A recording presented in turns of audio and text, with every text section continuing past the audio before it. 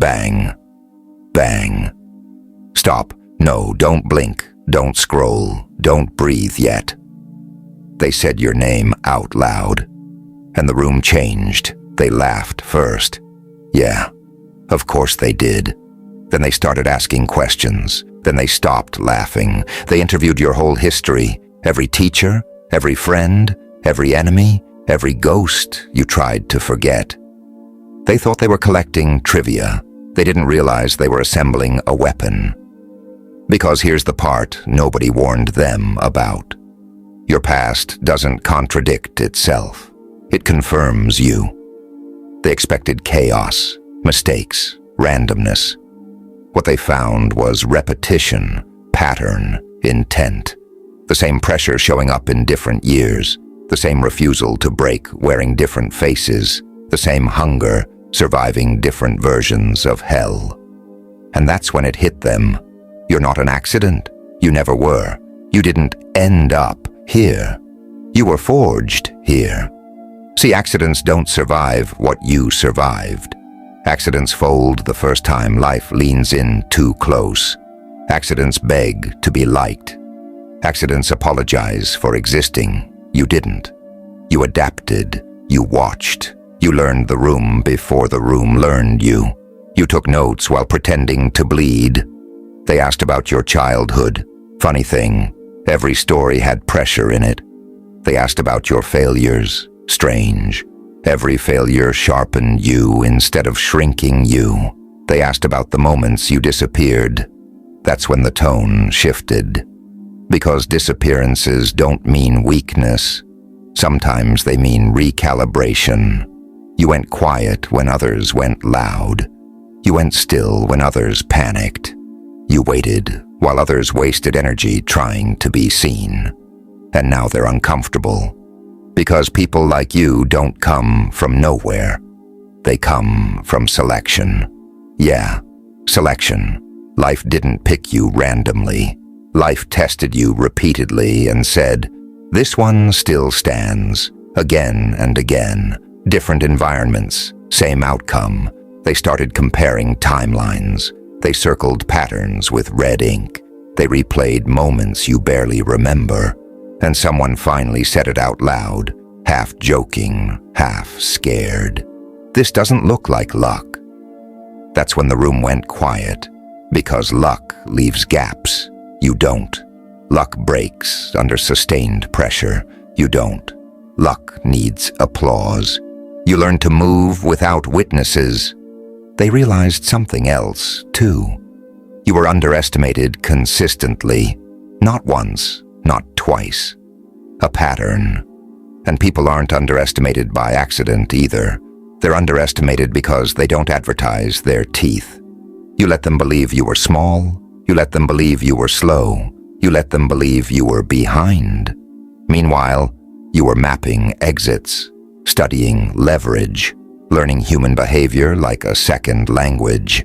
You watched who panicked, who lied, who folded when comfort disappeared.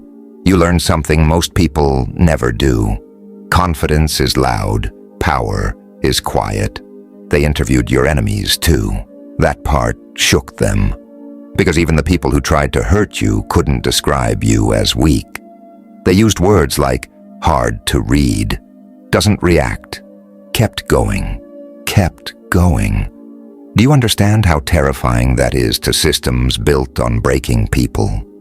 You didn't collapse when ignored. You didn't rot when delayed. You didn't disappear when doubted. You mutated. Every season that should have killed you just changed your shape. Every betrayal trained your perception. Every loss trimmed the excess. And now they see it. They see why chaos follows you. Not because you cause it, but because weak structures can't hold your presence. You walk into rooms and false hierarchies start sweating. You don't challenge authority. You expose it by existing. They ask themselves the wrong question at first. How did this person get here? The right question hit later, like a punch to the throat. What happens when they decide to move on purpose? because you've been surviving on instinct, on reaction, on restraint. You haven't even played offense yet. That's the part that scares them. You're disciplined from suffering, patient from delay, dangerous from understanding people better than they understand themselves. You don't rush, you don't beg, you don't announce. You let time do the talking while you sharpen quietly. They realized your calm isn't peace, it's control. You're not chasing approval. You already survived without it. You're not desperate for attention. You already learned to breathe in silence. And now the system feels it, not loudly, not publicly, internally. Policies shift, doors close softly. Conversations happen without your name being spoken, but it's implied. Because once they see you're not an accident, they can't unsee it. Your inevitability disguised as patience. Pressure disguised as calm. A long game wearing a neutral face. They thought you were late. Turns out you were loading. They thought you were lost. Turns out you were observing. They thought you were harmless. Turns out you were selective. Remember this part. Burn it in. You don't need to prove anything now. Their fear is proof. Their silence is confirmation. Their sudden politeness is admission. You were never random, never misplaced, never extra.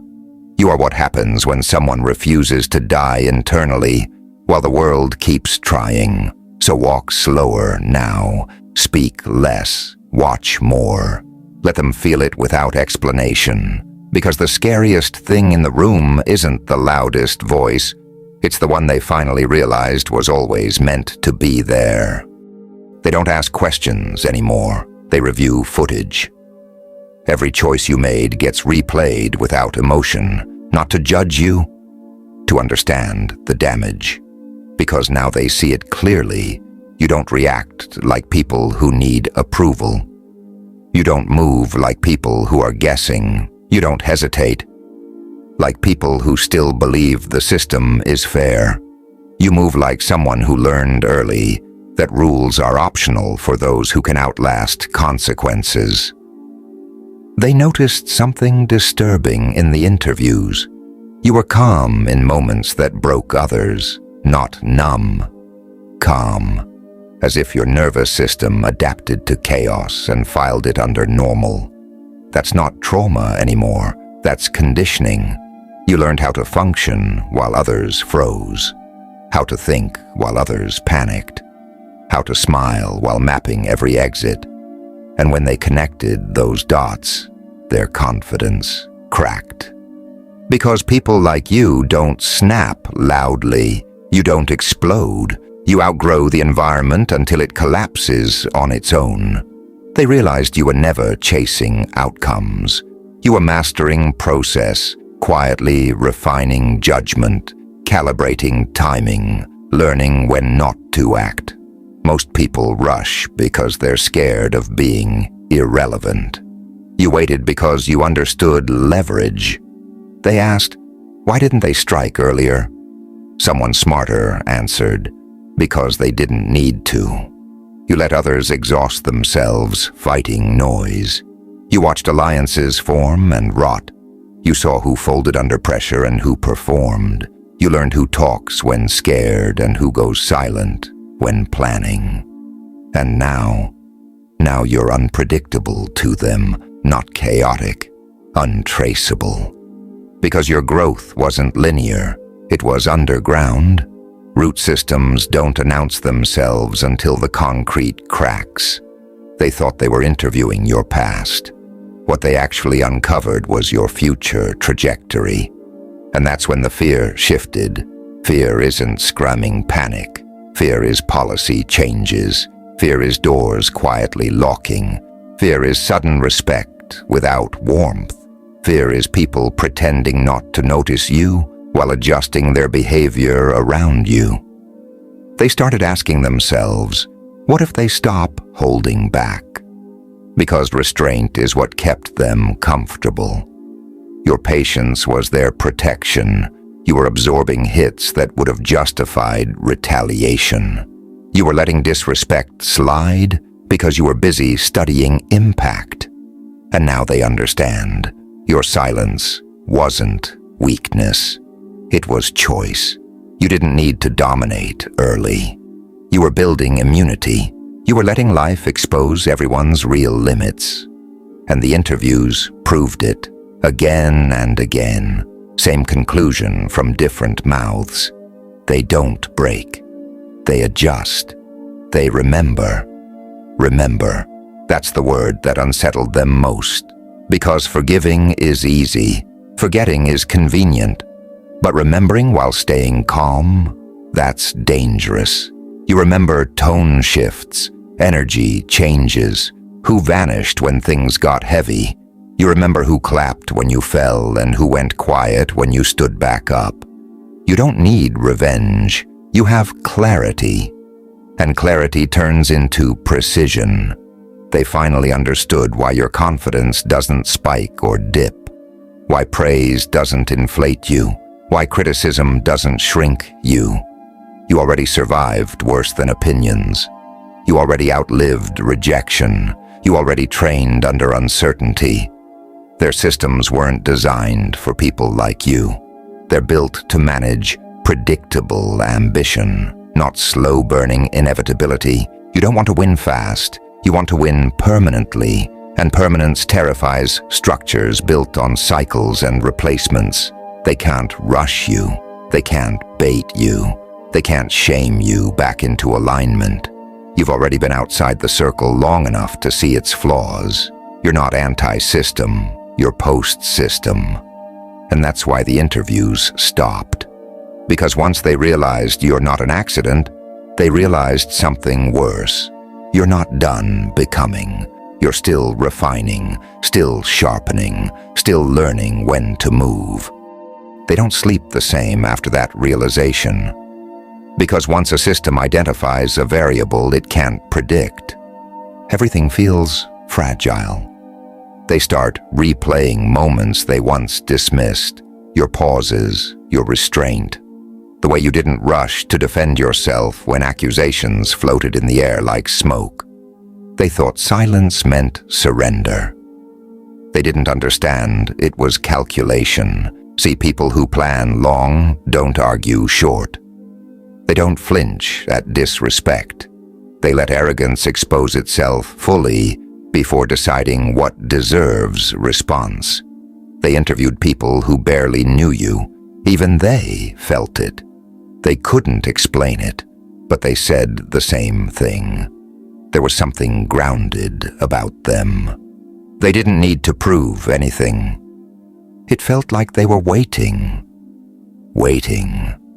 That word echoed again. Waiting doesn't scare systems. What you're waiting for does, because systems rely on predictability, on emotional reactions, on people revealing themselves too early. You didn't. You learned that power isn't loud, it's delayed. It arrives after everyone else gets comfortable. They noticed how often you were underestimated by people who thought they were smarter. How often you were sidelined by people who thought they were in control. How often you were ignored by people who mistook humility for weakness. And every single time, you lasted longer than them. Positions changed, titles rotated, voices that once spoke over you disappeared. You stayed. That's not coincidence. That's durability. They realized you don't attach your identity to outcomes. You attach it to capacity. Capacity to adapt. Capacity to learn. Capacity to absorb pressure without leaking emotion. Most people need validation to move forward. You learn to move forward without witnesses. They studied your setbacks next. This part made them uneasy, because setbacks usually leave residue. Bitterness, excuses, visible damage. Yours didn't. You took hits and came back quieter, cleaner, more selective. You didn't announce lessons learned. You applied them. You stopped explaining yourself to people who were never listening anyway. You stopped chasing environments that couldn't contain your trajectory. They saw the shift, the moment you stopped asking for space and started creating distance. Distance is dangerous. Distance creates perspective. Perspective dismantles illusions. You stopped confusing proximity with loyalty, attention with respect, noise with relevance. That's when your presence changed. You didn't walk into rooms hoping to be accepted. You walked in already complete, already steady, already aware of who mattered and who didn't. They noticed how people adjusted around you, how conversations softened, how jokes stopped landing, how subtle defensiveness crept in, because confidence built from suffering doesn't ask permission, it doesn't posture, it doesn't need dominance displays, it simply exists. They realized something else that unsettled them deeply. You don't chase closure. People who need closure are still emotionally tied to the past. You cut the cord and carried the lesson forward. You didn't look back to explain yourself. You didn't demand apologies. You didn't wait for understanding. You outgrew the need to be seen correctly by people committed to misunderstanding you. And now they're worried, because people like that don't burn bridges. They outgrow them. You don't destroy systems. You make them irrelevant. You don't fight old battles. You remove yourself from their jurisdiction. They can't provoke you into mistakes. They can't bait you into emotional leaks. They can't rush your timeline. You already survived the slow parts, the lonely parts, the unseen parts. That's the advantage they can't steal.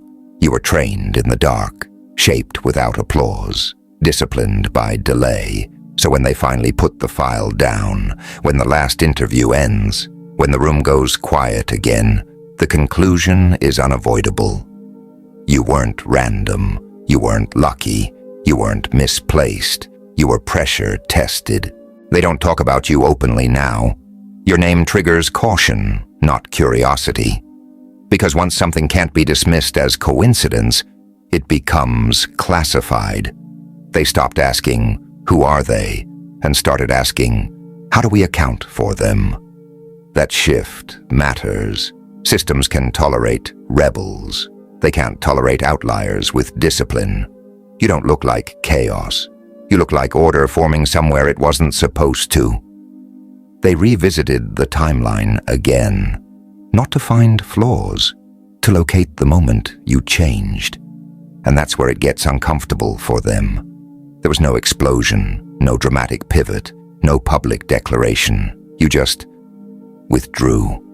Your energy shifted inward. Your words became fewer. Your reactions slowed. They mistook that phase for burnout, for defeat, for acceptance. They were wrong. That was the moment you stopped feeding the environment and started feeding your architecture. You were building internal systems while theirs relied on appearances. You stopped outsourcing your worth to feedback loops. You stopped leaking information through over-explaining. You stopped negotiating with people who benefited from keeping you uncertain. They noticed your boundaries sharpened without you ever announcing them. No speeches, no ultimatums, just access quietly revoked. That's what made it dangerous, because loud boundaries invite resistance. Silent ones leave people disoriented. They couldn't tell when they lost influence over you, only that they no longer had it. You became harder to read, not colder, more precise, not distant, more selective, not isolated. You didn't disappear. You consolidated, and consolidation scares systems that rely on fragmentation. They interviewed people who hadn't seen you in years. Same pattern. They seemed different, more grounded, harder to shake. Not arrogant, not aggressive, just immovable. Immovable isn't stubbornness, it's alignment. You aligned values, timing, and tolerance. Once those lock in, external pressure loses leverage. They noticed how little you explain yourself now, how rarely you justify decisions, how comfortable you are letting misunderstandings stand. That's not indifference. That's confidence without audience. You don't need consensus. You need clarity. They also realized something unsettling. You don't need to win arguments because you don't stay where arguments are currency. You leave environments that reward noise and invest in ones that reward execution. That's when fear crept in quietly. Because people who leave without resentment aren't escaping. They're upgrading. You stopped reacting to provocation because you saw how cheap it was. You stopped correcting people because you saw how committed they were to their version of you. You stopped proving yourself because results were doing it faster. And that's when your presence started doing something strange. It created silence. Not awkward silence, attentive silence. People listened more carefully, measured their words, second-guessed assumptions, because they couldn't map you anymore. Predictability is comfort. You removed it. They realized you don't operate from ego, you operate from positioning. Ego wants to be seen winning. Positioning wants to be unavoidable. You let others take credit early. You let them celebrate short-term victories. You watched what they sacrificed for speed. You chose endurance. Endurance doesn't trend. It compounds. They reviewed outcomes again. Projects you touched lasted longer. Teams you left kept your methods. Decisions you influenced aged well. That's not charisma. That's infrastructure. You don't inspire momentarily. You leave frameworks behind. And frameworks outlive personalities. They understood something else too late. You're not fueled by anger. You're fueled by clarity earned through pain. Anger burns hot and fast. Clarity burns slow and permanent. You don't need revenge. You need trajectory. And now they're careful. Careful with words. Careful with expectations. Careful with pressure.